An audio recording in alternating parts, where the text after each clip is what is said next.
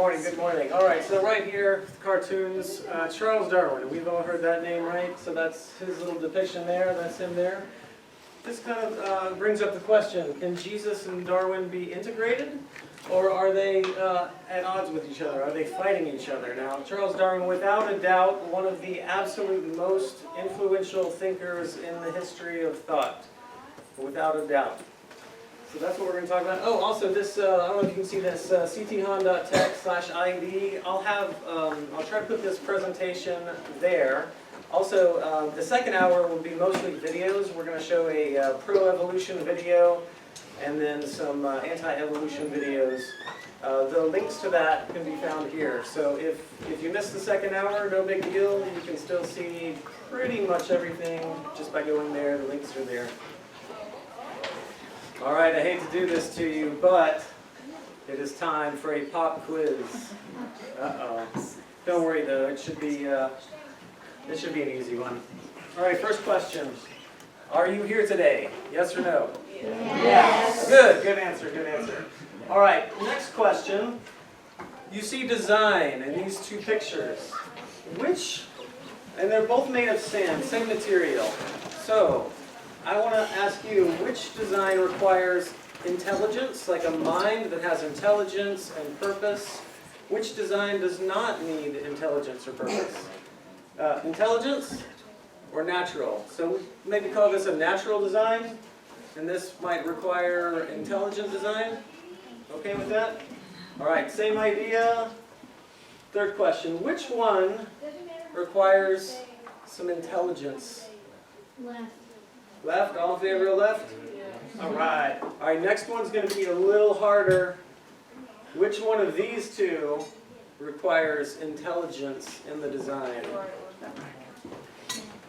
Right, so this one's tricky. I mean, you could argue that both require some intelligence just to make the letters, but yeah, the point I want to say is when you see a language or a code, that is always produced by a mind that has intelligence and purpose.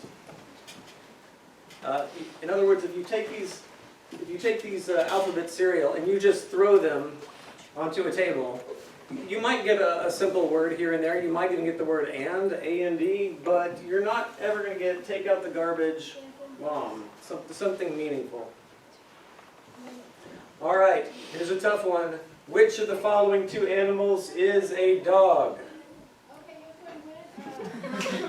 So, Chihuahua, Great Dane, which one is a dog? Both. Both, all right. Man, you guys are too hard to trick. All right, so congratulations, you all passed. You're awesome. All right, so that's just to get us warmed up. All right, this is me, I'm Chris Hahn.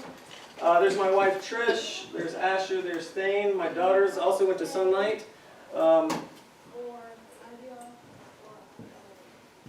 In a way, you could say that by me and my wife combining DNA and producing these 4 kids, you could say that you've got 4 different evolutions, 4 different evolutionary paths. Maybe? Question mark? Now, you might say that I'm evolving. I was this way a long time ago, and then my beard gets more and more gray, my eyesight gets worse and worse, I lose my hair on top of my head. So maybe, am I evolving? All right, now, I did evolve into a computer geek. So this is what I do for a living. I work on computers. And he's way too cool for me, though. But I deal with, so I have evolved. I have evolved into a computer geek. And my skills have evolved as a computer geek. One of the things that is nice about being a computer geek is I deal with codes every day. I deal with software codes. And it just so happens that every living thing, you, animals, plants, we have a code represented here by what? DNA, good. So just, representations, we each share the same building blocks, but we each have an individual code. In fact, each one of you has a very individual code. In my spare time, I enjoy organic gardening. So this is actually, arguably, an evolution of a watermelon. This is not like a watermelon you would find 100 years ago. Each one of these is a different cultivar or evolution, one might say, of a plant. Am I making anyone uncomfortable? I'm trying to make you a little uncomfortable. Pepper plants. I enjoy making pepper plants or planting them and watching them grow. And when I plant a seed into the ground, to me it's very much like taking a computer program and clicking run. And then I get to watch this computer program, if you will, translate into, like, the plants are like almost like little robots that do exactly what they're told to do by their code. And then I get to enjoy eating the fruits of their labor. Now, I've heard that there are 3,000 different varieties or kinds of chili peppers. Some would say that's an argument for evolution. We've had 3,000 peppers evolve in a different direction. But no, they're still peppers. All right, also in my spare time, I enjoy studying jiu-jitsu, which was a martial art that the samurai perfected on the battlefield. Now this art has evolved over time as well. Check this out. Isn't that cool? So that's one of the ways it's evolved into Brazilian jiu-jitsu. All right, I've also evolved from a doubter of the Christian faith. I used to have a lot of doubts, but the more I sought answers for them, the more I became a defender of the Christian faith. All right, who's part of the apologetics class? All right, so you know this verse, right? 1 Peter 3:15. All right, so this is where we get the word apologetics. Apologia is defense. Now this verse is to everyone. Every Christian should be prepared to make a defense to anyone who asks you for a reason of the hope that is in you, with gentleness and respect. All right, so I keep using that word, evolution. Am I using it right? So, in and of itself, the word evolution is not necessarily a bad word. Maybe sometimes it is, but we can speak of several things evolving in a legitimate way. It just means change over time. It usually suggests progress, something going from simple to more and more complex over time. We can definitely say that human languages evolve. You wouldn't be able to understand Old English. You might be able to understand Middle English. If you've read Shakespeare from the 1600s, isn't that kind of a challenge to understand? So our language evolves. Every language evolves. When scientists make models of reality, when they say, this is what I think the world is like, when philosophers say, this is what I think the world is like, when theologians who read the Bible, when they say, well, this is what I think the world is like, those models of reality that they build, those are also evolving. As we learn more, as different people participate in the discussion, those models of reality can evolve. In other words, our thoughts evolve. Our views evolve. And certainly technology definitely evolves. Here's proof. This is an early telegraph. This is one of the first telephones. Another telephone evolution. Here it is evolving. I was actually alive when these kind of phones were around. And when these kind of phones where you could actually press buttons came out, I thought that was pretty cool. That was pretty advanced. And of course, early cell phone. This is technology evolving. And then in the future, we may have wearable technology. You may not need a phone. Who knows? So technology definitely evolves. Anybody know what this is? A what? Car. We'll go with that. Yeah, it's the first production automobile. There may have been other automobiles before that, but this was the first one that was produced in a factory. Now, how has this evolved? From simple to more and more complex? You know, we've all seen this happen. So technology definitely evolves. One thing that I want you to take away is, as technology evolves, does it require any intelligence? See a few heads nodding. Sure, sure. Now, also, if there's a good design in the early phases, does it make sense to keep a good design, like windshields? Who this morning when driving to work appreciated having a windshield? So a windshield is a good design. Should we be surprised that all these evolutions of the truck have windshields? Or what about cars as they evolve? You know, the intelligent engineers who engineer these cars, they tend to keep the good designs and get rid of the bad ones. And so things can become more and more complex over time, especially when you have intelligent minds at work. All right, so things get controversial when we talk about biology with living things and the question of whether living things evolve or not. So why is that? Well, I think one of the reasons is it really touches on the questions of these deep existential questions that we all struggle with that really make a big impact on life. Who are we? Why are we here? Where are we going? What is the meaning of life? What is human life all about? So this is part of why it's really important.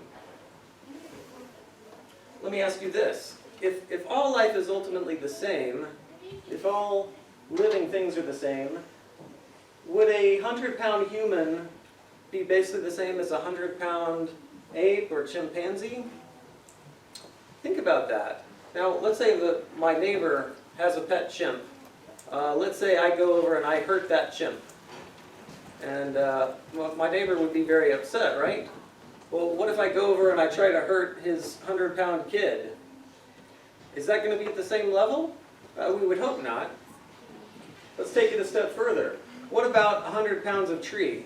What if I go over to my neighbor's house, I've got an axe, and I start chopping down his 100-pound cherry tree? Is he going to be upset? Sure, because it's valuable to him. But what if I take an axe and I start chasing his kid around the yard? That's a different thing, right? I've never done that. I never will. I don't recommend it. But you get the point. Okay, what about this? What about 100 pounds of cockroaches? What if you gather a bunch of cockroaches? You get 100 pounds of them, and you're like, hey, this is living stuff. This is complex DNA. In fact, you know what? Check this out. See this book? Big book? It's got lots of information in it, right? So this is one of the things that Charles Darwin didn't know. There is no such thing as simple life. You can take the most simple life form, way more simple than a cockroach, like an amoeba. And if you take its DNA, the information that's stored in its DNA matrix, and print it out, you think it would fit in a book like this? More? Would it take more? More than this? Like, I would be impressed if a simple amoeba, if its DNA information could fit in here. It would actually take about 5,000 of these for the simplest life form. 5,000 of these. So, there is no simple life, and well, if there's no simple life, well, who are we to say that 100 pounds of cockroaches is any more or less valuable than 100 pounds of human? Does that make you a little uncomfortable? Do you see why this is important? So it's about the dignity of humanity. That's at stake here. All right, questions about, is all of this an accident, or is there a purpose behind it? You know, back to the meaning of life. If you feel like you're just an accident, how does that make you feel? If you feel like there's a purpose for human history, does that change the way you see yourself and the way you see others? All right, similar thing, is it natural or supernatural in its causes? Is life, by natural I mean just self-contained inside this world. You know, no God needed, nothing beyond nature. And of course, at stake, can the Bible really be trusted? That's also at stake here too. All right, so now we have these, I don't know if you can see these very well. These are some of the well-known categories: species, genus, family, order, class, phylum, kingdom, domain. This is a very helpful way to classify living things, and it sort of suggests that there's some relationship of some kind between living things. Now, what is that relationship? How do we flesh that out? Also, there's a question of what are the limits of evolution? Is evolution partly true? Is it this true? Is it this true? Is it that true? That's a good question, and we'll explore that a little more. So we have a dog here, we have a wolf and a dog here for species. Is it possible that wolves evolved into dogs? It's not the craziest thought, is it? Okay, let's just say for the sake of discussion that wolves can evolve into dogs. Maybe, maybe not, I don't know. Well, let's just say they can. How far can we take that? Does that mean jackals, wolves, and dogs all evolved from the same thing? What about foxes? What about cats? Do they have a common ancestor? So this is I'll leave it as a question, but we'll touch on this. So I would say everyone allows for some level, some degree of evolution. That's an important thing, because the atheists will often criticize creationists as saying, oh, they think there's millions and millions of species, and God created everyone at the same, basically the same time, individually, and there was no evolution, and they were all on Noah's Ark. And they will caricaturize you as that way. And I think that's actually false. I think if you talk to pretty much any Christian, they're going to say, yeah, there's room for some evolution. There's some room for a pepper plant to turn into 3,000 variations of pepper plants. I don't think is that controversial? I'm going to suggest it's not, but just be aware that that's one of the ways you're going to be lampooned in the future. So, if evolution happens at all, is it confined to a subspecies, to a species, to a genus? How far do we take it? Also, here's another question. Is it obvious or not that evolution is happening in modern humans? All right, so here we see some differences. I mean, we all know this. We all know that we look a little different. We have different, some people have curly hair, some people have no hair. Some people have straight hair. Some people have different color eyes. Some have different shapes of their faces, their bone structure, and their cheeks and their jaws. We all know this, right? So if we define evolution as merely change, then on that little level we could say, sure, there's room for some evolution. There's room for some change. So how do we account for that? We say that God created Adam and Eve. So, two parents. How did all this diversity come from two parents? Oh, and they bring up a good point. If there were 8 people on the ark, where did all the races come from? I think that's an interesting question. It's not a problem. All right, so I want to jump to genetic science. So right now, today, this is what genetic science is saying. And genetic science is a fairly new science. We haven't been able to read the DNA for very long. But this is what they're saying today. They could say something slightly different tomorrow. What they say, and this is the scientists today are saying, there is one human race. Like they would say we shouldn't even talk about, oh, there's different races of humans. They would say there's one human race. Now inside of that there's 4 main, what they call haplogroups, 4 main divisions. And then inside those 4 there's, depending on how you look at it, maybe 20, maybe up to 50 kind of sub-haplogroups. Now that's kind of interesting. To me, I'm going to suggest it actually is, science is starting to catch up with the Bible. So check this out. This is a map of kind of how they, oversimplified map of how the haplogroups are distributed. And so, you know, we can see some logical variations there. But they're all saying the same thing, that they came from the same parents. Here's just another way to see it, different groups. So it's complicated, and yet the DNA, if you look at it, the differences are all superficial. So I think they're catching up with the Bible. Here's the reason I say that. In Genesis 10, you have a list of what they call the nations, which is just people groups. So Genesis 10 says there's one human race. We all came from Adam and Eve. All came from Noah, Noah's wife, his 3 sons, their wives. Genesis 10 says there's 3, maybe 5, depending on how you look at it, depending on how you fit Adam, Noah, and the 3 sons. There's anywhere from 3 to 5 main genetic divisions in the human race. Adam, Noah, 3 sons. And from there you get 70 nations, 70 different nations. So when you read the Great Commission, Matthew 28, go into all the nations, make disciples among all the nations. That's a throwback to this, these 70 nations. That's the Jewish way of reckoning people groups. And here's how it works out. You see Noah, Japheth, Ham, Shem, and so if you count them all up, that's 70 different people groups. And that's how it started. So I like this. I'm not saying that there's an exact one-for-one correspondence between the Bible and modern-day genetic scientists, but I think they're reconcilable. And I think genetics is slowly catching up with the Bible. All right, so here's a crucial distinction. If we say evolution, a really, really good question is, what do you mean? It's very important to ask. In fact, this is one of the main takeaways that I want you to iron into your mind is, what do you mean? Now, there's different words. This word micro, small. Microevolution, also some people call it adaptation. Some call it speciation. You know, different species arise.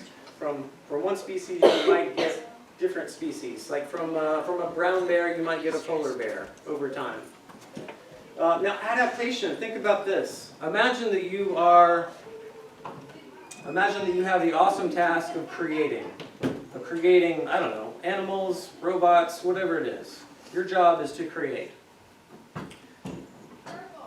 Wouldn't you be a good creator if you decided, hey, I want my creature to be able to adapt to different environments? When it gets cold, make sure that that creature can adapt to the cold. When it gets hot, can adapt there, things like that. So adaptation, if you're more comfortable with adaptation than evolution, that's fine.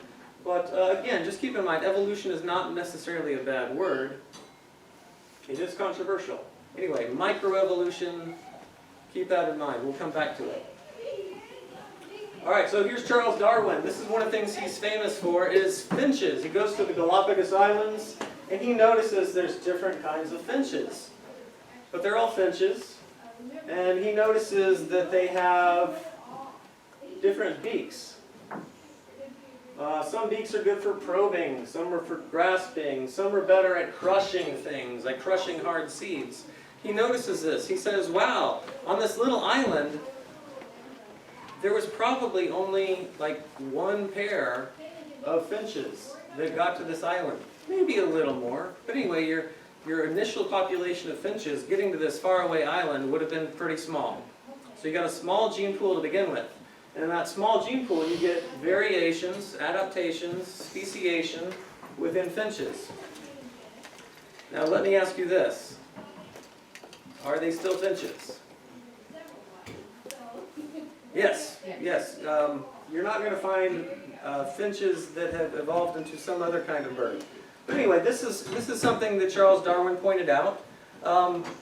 Does this sound crazy? Is this a crazy idea?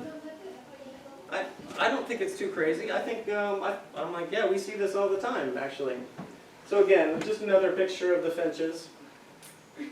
All right, so far so good. All right, so I want to just say, at this point, so far, I don't think we have any real disagreement with Darwin. I think he's you could even say, well, duh. All right, so artificial selection versus natural selection. Remember, we were practicing that with the sand dunes and the mountains. You know, what's artificial, what's natural? Artificial means not produced by natural forces. All right, who has a dog? Anyone have a dog? All right, so lots of different kinds of dogs, right? So I don't know how many breeds of dogs there are, but there are approximately, let's say 500 or so dogs. You've got little ones, big ones, all sorts of differences inside of dogs. And yet they're all still dogs.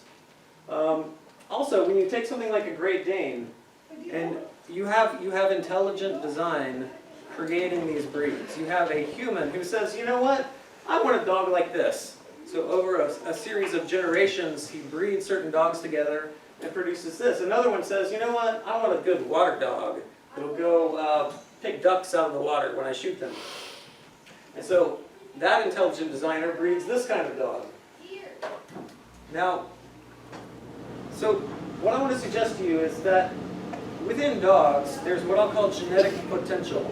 There's room for variation within the species, obviously.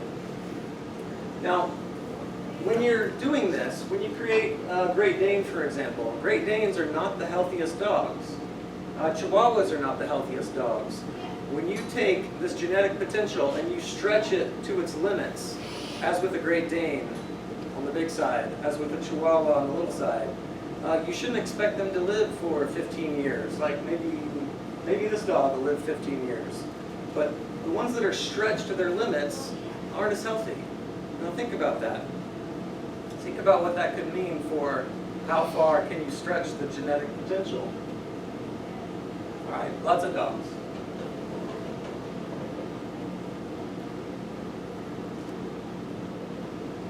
All right, so I guess I should give a warning. I'm going to show the skeletons of these kinds of dogs, just for comparison. So,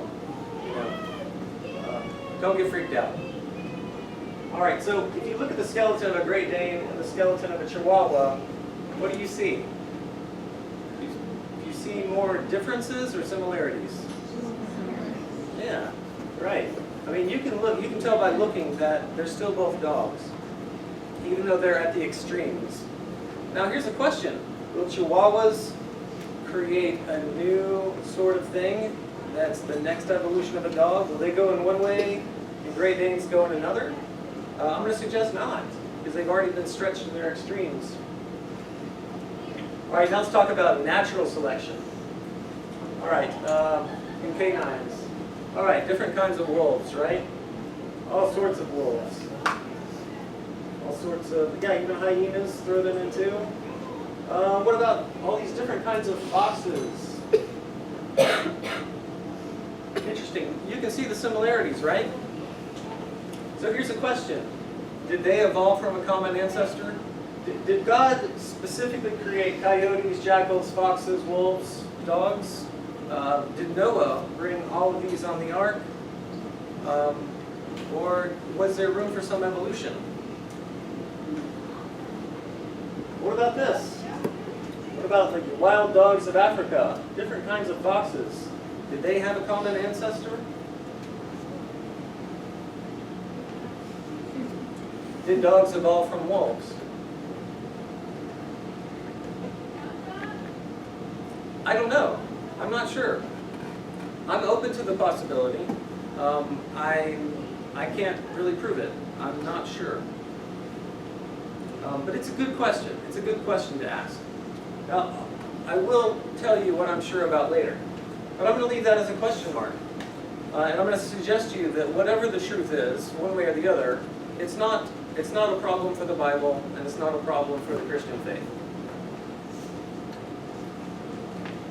All right, here's some artist renditions of what maybe a predecessor of a dog might have looked like, the predecessor to the wolf.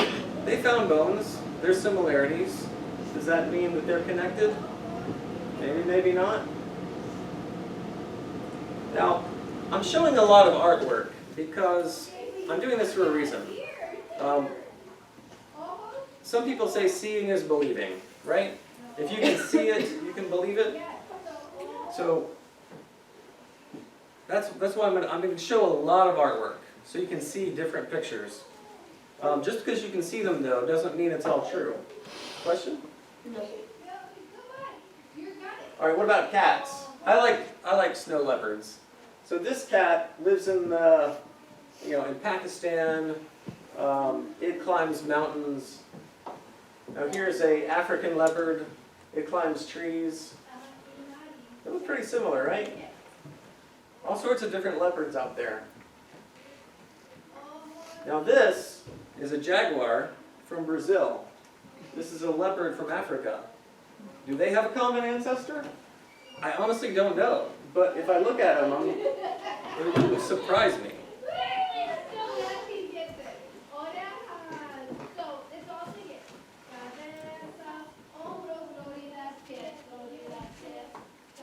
All right, so what's Darwin's theory? What makes it radical? So far we haven't really said anything that's very radical, very surprising, very controversial. So where does it get controversial? All right, so this is what Darwin said. If artificial selection, which can produce lots of dogs in a very quick amount of time, if that produces small changes in a short amount of time, then likewise natural selection can produce large changes over a long period of time. That's his grand idea. And that's the idea that has changed the world. I'm not saying that's true. I'm just saying that's how his logic works. That's the idea that starts to make it controversial. All right, now, if you look at National Geographic or any science magazine, they're going to ask the question, was Darwin wrong? No, the evidence for evolution is overwhelming. All right, so why would they say that? Well, one of the reasons they say that is they don't really make a distinction between macroevolution and microevolution. Small evolution within a species, within a genus, and large evolution, where you have different animals coming out of different animals. They don't really make that distinction. So when you see this type of thing, and you'll see this again, when you hear someone say the evidence for evolution is overwhelming, what should you ask? What do you mean by evolution? Which kind of evolution? Are we talking micro or macro? Because as we saw, Darwin sees the two, he connects them. Are they really connected though? All right, here's the tree of life. You have, I want to show the artwork. This is evolutionary thinking. You have different kinds of bacteria that come from the first single-cell organism. So going from simple, you have bacteria, eventually you get plants, amoebas, fungi, onto amphibians, reptiles, birds, and mammals. That's the tree of life. So that's how far they press evolution. Can we press it that far?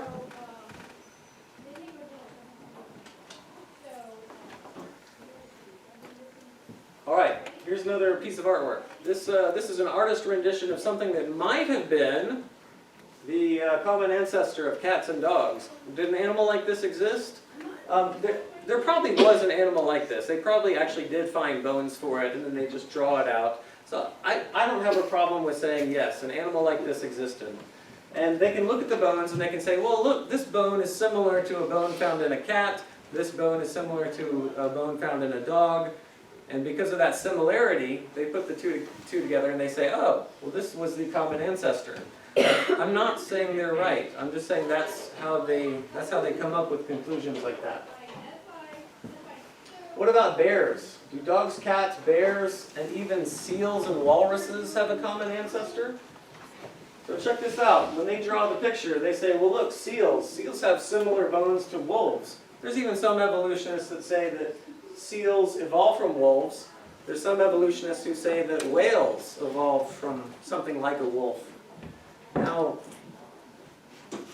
is that starting to sound a little weird? Yeah, I'm with you. The more they stretch it, the more I'm like, yeah, your imagination's starting to run away with you. All right, so yeah, are all these things related, including walruses and seals? I mean, you see the artwork. How could they draw it if it weren't true? But you just need to understand that there's that assumption that they have that says, oh, look, similar bones from similar animals. If there's similarities, they must be related. So that's how their logic works. All right, is this the evolutionary ancestor of all the different whales that exist? This is serious stuff. That's the current model. Is it something like this? They really like the water. You can see the water. It hangs out in the water, and over time, over time, its nostrils move up to the back of its head, so it has a blowhole. And its ears get smaller, its legs disappear, its tail turns into flippers and fins. Doubt it? Who here doubts that? I'm with you. That's asking a lot. You know what? Let's talk about evolution a bit. All right, I need a volunteer. with preferably with, do you have a pencil? Yeah, I have a pencil. All right, I need you. All right, this is a rat trap. It has about 10 parts on it. 10 parts to a rat trap. All right, are you brave, sir? I'll try and be. All right. Okay, what's going to happen? He's going to trigger the rat trap. Oh, man. Destroyed your pencil. I'm so sorry. I'm not really that sorry. All right, so this is a pretty simple machine. It has 10 parts to it. What happens if I take one of these parts and I pull it off? I remove one of the parts. It doesn't work. It doesn't work. What if I pull out this part? Right. So think about that. This is what we call irreducible complexity. You can't reduce this any further. If you do, it's going to fail to work. Now, if you try to evolve into something like this, take nostrils from the front and move it back here, that's one change. Getting rid of legs, that's another change. This is a highly complicated thing where you're taking out several parts, changing all the parts. First of all, you just can't do that unless you have a very intelligent engineer guiding the process. And I'm not even saying that's the way it happened. I'm just saying if it did happen that way, which I don't think it did, you can't have it with thoughtless, mindless, purposeless, accidental, random processes.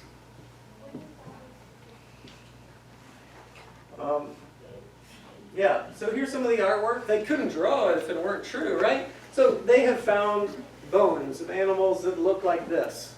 I don't have a problem with that. This did exist somewhere in the past. There's bones to prove it. But here's the problem. When they draw it out, people can see it. They become familiar with it. They become desensitized to it. They start to believe it, especially if it's the only story they're hearing. What about this? Is this the way the whale evolved? All right, these existed. They're similar. We can grant that, sure. Some similarities. A lot of differences, too. All right, let's make it more uncomfortable. What about humans? All right, see the artwork? Look at this! You can see it happening almost in real time. Just add millions of years, and can't your imagination kind of connect the dots? I mean, the artist just connected the dots for us. Obviously, there's some similarities, right? You can see differences. You can see similarities. What do you do with that? We'll get to it. Look at this artwork. They couldn't draw it if it weren't true. From an upright hominid turning into modern man. Just give it enough time, and this happens. Now, seeing is believing, right? So let's be careful about that, because you have an artist who puts these there, and it leaves out a lot of crucial information. All right, so remember how we saw the two dogs, the Chihuahua and the Great Dane. So think about that and how similar they were. Now look at this. I don't know if that's a gorilla or hominid, I'm not sure. This is a modern human. We can see similarities, right? It's okay. It's okay that there's similarities. Does that mean that they have a relationship to each other? Depends on what you mean. Depends on what kind of relationship. We'll get to that in a minute. All right, 9:44. How are we doing on time? We're good. We have 10 minutes until the bell. Okay, good. All right, so look, artwork. They drew it. All right, this is an early sketch by Charles Darwin in one of his journals.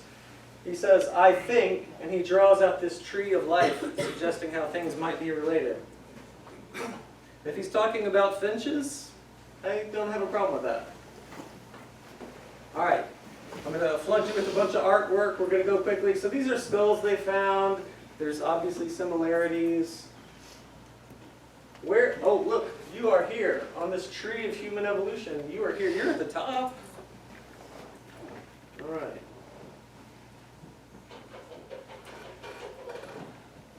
All right, similar. These skulls have similarities. Granted. We need to face up to that. We need to face up that there are some similarities. We can see some similarities. How do we explain those similarities? Similarities?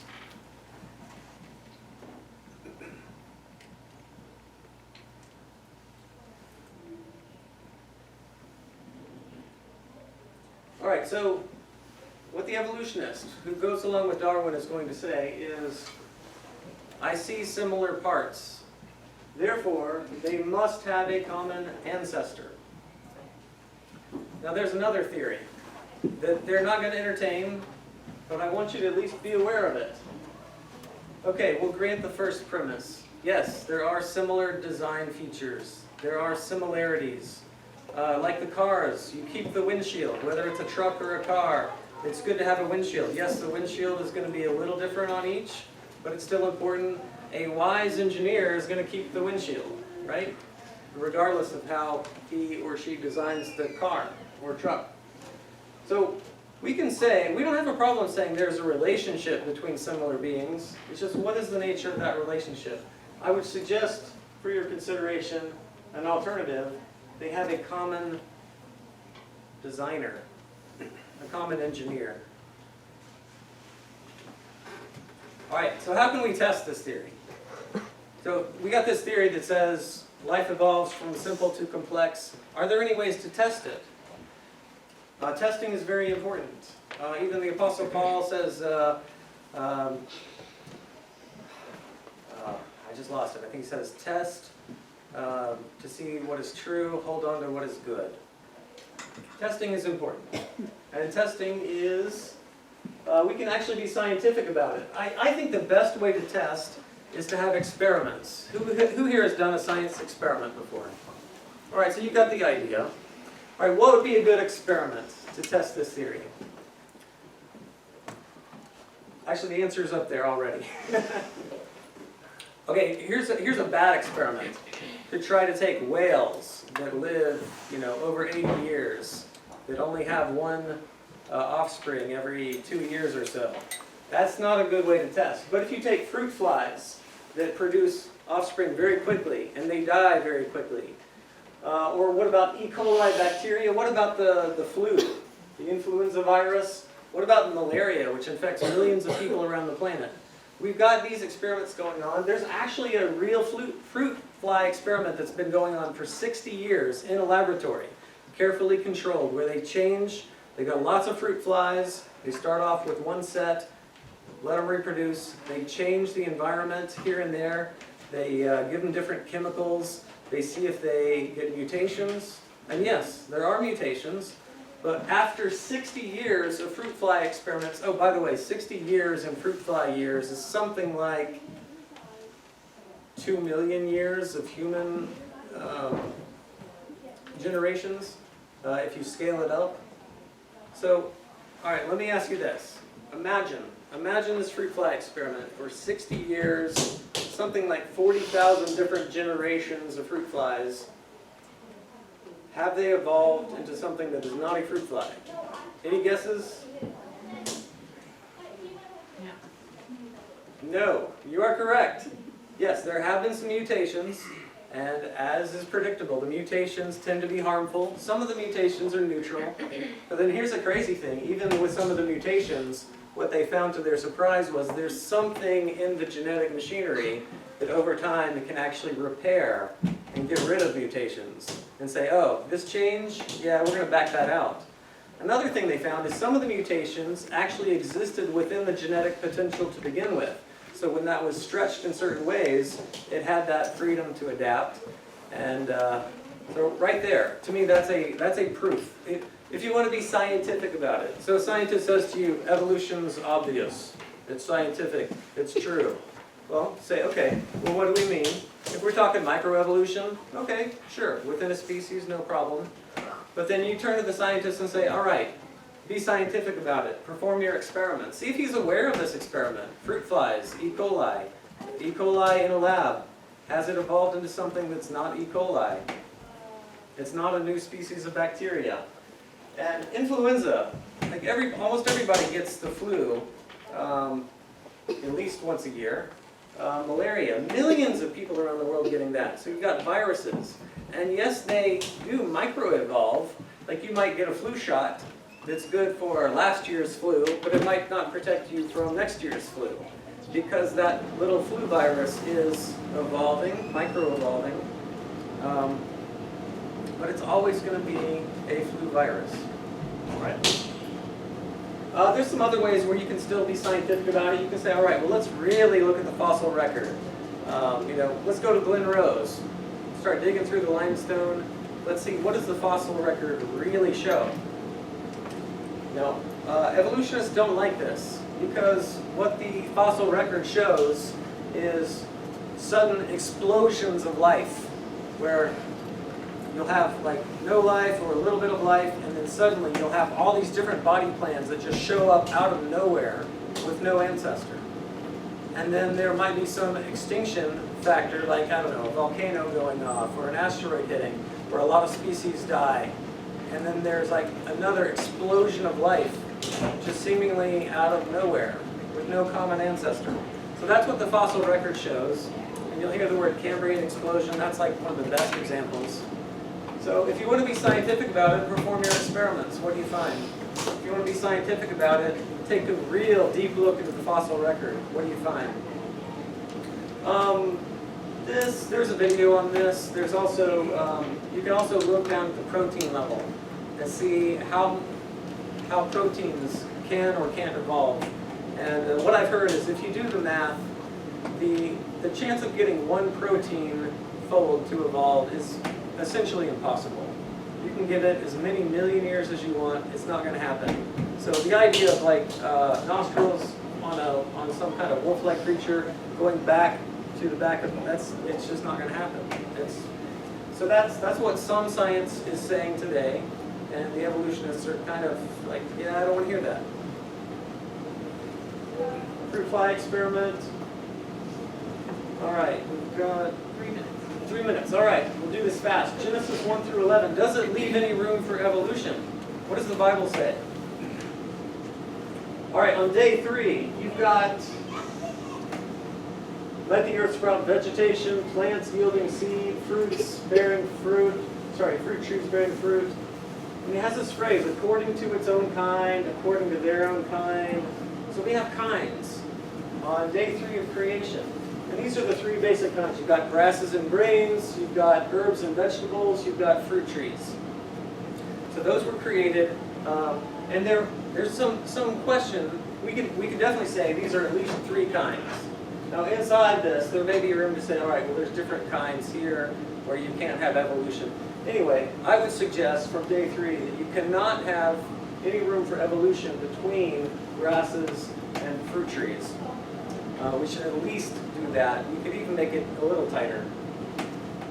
All right, day 5, you've got all the great creatures of the sea that swim, whether saltwater or freshwater, and birds. I would suggest there's no room here for dinosaurs evolving into birds, as evolutionists tend to say. There's no room for something wolf-like turning into a whale. All right, day 6. You've got 3 categories: livestock, creeping things, beasts of the earth. So livestock is basically long-legged animals that you can domesticate that are really good for humankind. These have helped civilization a lot. You've got small-legged animals. Those are the creeping things. So they can include animals that have no legs or have short legs. And then you've got the beasts of the earth. These are the long-legged animals that maybe you can make dogs and cats out of them, but they're not the same. So anyway, 3 kinds there, and there's room to say according to their kinds. You may have sub-kinds in there. So.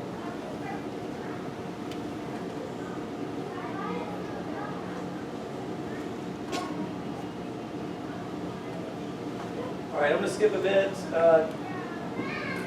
This is important. All right. Thank you very much. Next class will be mostly videos.